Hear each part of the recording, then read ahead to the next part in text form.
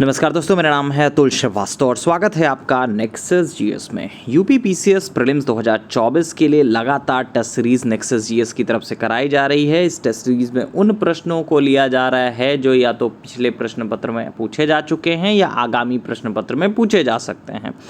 तो जो आपका पेपर है अक्टूबर 2024 में, उसके लिए ये आपका पूरी तरह से तैयारी करवाएगी और ऑलमोस्ट 1800 क्वेश्चन से पूरी की पूरी सीरीज़ में आपको करवाए जाएंगे। प्रतिदिन आपका करीब 20 से 21 प्रश्न कराए जाते हैं और ऑलमोस्ट आपका 1800 क्वेश्चन, करीब 2000 क्वेश्चन के आसपास करवाए जाएंगे टेस्ट सीरीज़ में। और टारगेट रखा जाता है कि 2000 प्रश्नों में कम से कम 80 के प्रश्न आसपास आपके एग्जामिनेशन में आपको मिल जाएं। कम से कम 70 से 80 के बीच में आपको क्वेश्चन जो हैं वो मिल जाए।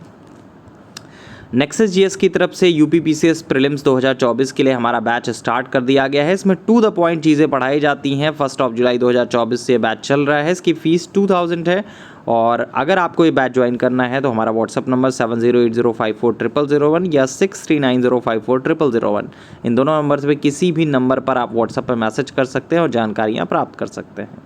चलिए शुरुआत कर देते हैं। कृत्रिम उपग्रह पृथ्वी से सुस्पष्टता से ट्रैक किया जा सकता है। ये डॉपलर प्रभाव के द्वारा ट्रैक किया जा सकता है।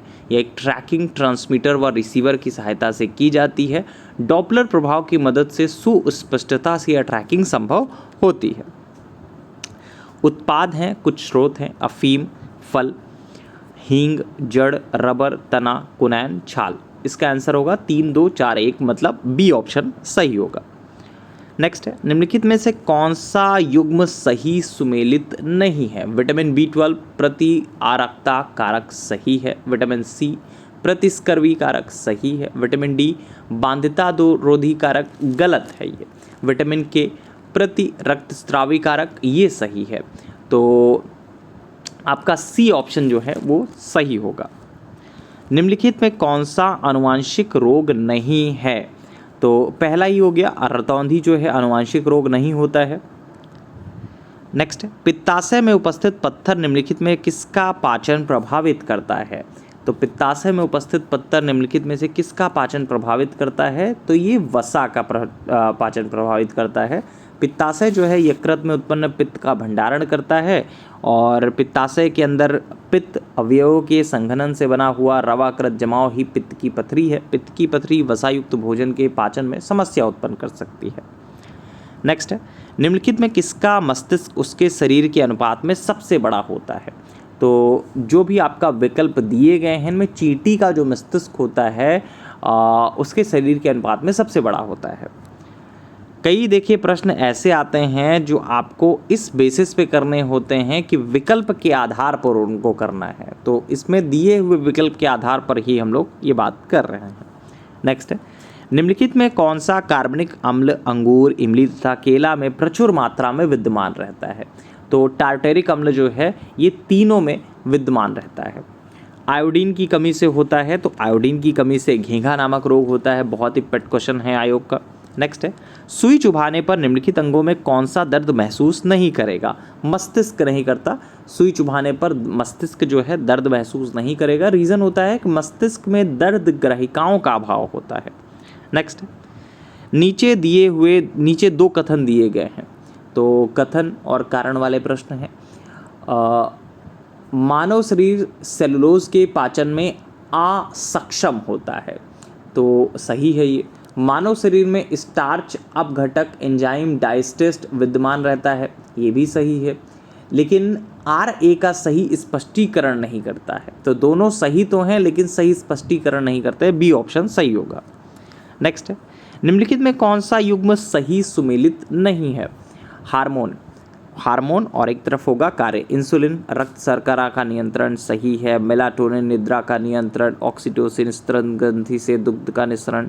गैस्ट्रिन नहीं सही होगा। गैस्ट्रिन एक पेप्टाइड हार्मोन होता है जो आमाशय की कोशिकाओं द्वारा गैस्ट्रिक अम्ल के स्रावण को उद्दीपित करता है। नेक्स्ट है, फलों के मीठे स्वाद का कारण क्या है? फलों के मीठे स्वाद का कारण फ्रक्टोज होता है। निम्नलिखित में किस जंतु में खुर नहीं पाए जाते हैं? तो निम्नलिखित में किस जंतु में खुर नहीं पाए जाते हैं? तो गीदड़ को छोड़कर शेष खुर वाले पशु हैं। गीदड़ कुत्ते के परिवार की एक प्रजाति होती है। सामान्य गीदड़ों का वैज्ञानिक नाम जो है वो कैनिस ऑरियस है। गीदड़ों के पैर नाखून युक्त गद्दीदार होते हैं, तो गीदड़ सही होगा। नेक्स्ट है, एलपीजी सिलेंडर के रिसाव से उत्पन्न दुर्गंध निम्नलिखित में से किसकी होती है? तो इथाइल मैरकैप्टन की होती है। तरलीकृत पेट्रोलियम गैस या एलपीजी हाइड्रोकार्बन गैसों का एक ज्वलनशील मिश्रण होता है जिसे ईंधन के रूप में प्रयोग किया जाता है। एलपीजी मुख्यतः ब्यूटेन और प्रोपेन का मिश्रण है। एलपीजी सामान्यतः एक गंधहीन गैसीय उत्पाद है, हालांकि इसके रिसाव की पहचान के लिए इसमें कुछ दुर्गंध युक्त पदार्थ जैसे इथाइल मैरकैप्टन आदि मिला दिया जाता है। नेक्स्ट है, यूरिया क्या है? यूरिया जो है वो आपका एक नाइट्रोजन युक्त कार्बनिक यौगिक है। निम्नलिखित में कौन सा एक पदार्थ प्राकृतिक बहुलक है? तो ऊन, रेशम, चमड़ा सभी प्राकृतिक बहुलक है। रेशम इसका सही ऑप्शन होगा।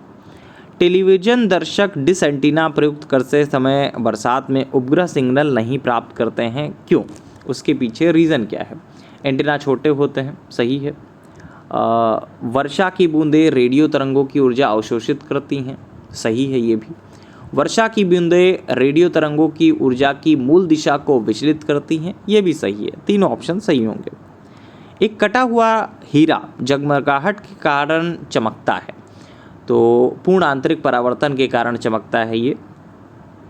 मोबाइल चार्जर होता है, तो मोबाइल चार्जर क्या है? मोबाइल फ़ोन चार्जर में अपचाई मतलब स्टेप डाउन ट्रांसफार्मर का प्रयोग किया जाता है। अपचाई ट्रांसफार्मर वोल्टेज को घटाने का काम करता है, तो मोबाइल चार्जर क्या होता है? एक अपचाई ट्रांसफार्मर होता है। नेक्स्ट है, यदि 100 ग्राम चीनी को आधा लीटर पानी में मिलाकर एक असंतृप्त चीनी का घोल तैयार किया जाए तो निम्न में से कौन सी भौतिक राशि नहीं बदलेगी?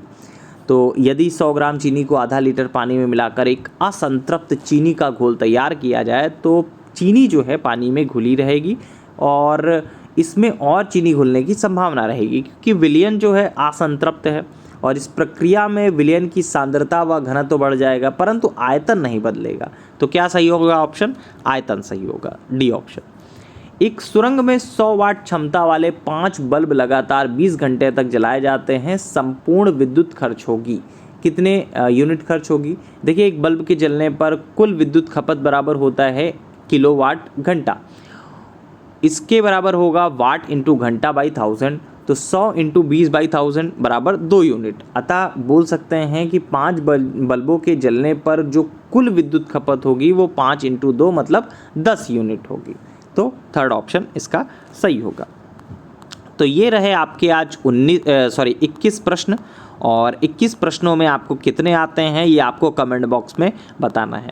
जैसा कि आपको सभी लोगों को बता दिया गया है कि नेक्सस जीएस की तरफ से हमारा बैच 1 जुलाई 2024 से चल रहा है यूपी पीसीएस प्रीलिम्स 2024 के लिए। इस बैच की सारी डिटेल्स इस वीडियो की डिस्क्रिप्शन बॉक्स में भी आपको मिल जाएगी।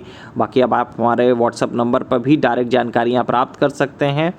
और अगर आपको हमारा टेलीग्राम चैनल ज्वाइन करना है तो nexus GS by Atul sir आप लिखेंगे टेलीग्राम पे, आपको हमारे टेलीग्राम चैनल का लिंक मिल जाएगा। हमारी कोचिंग 2015 से चल रही है, 2015 से ऑनलाइन ये क्लास चल रही है। Thank you so much.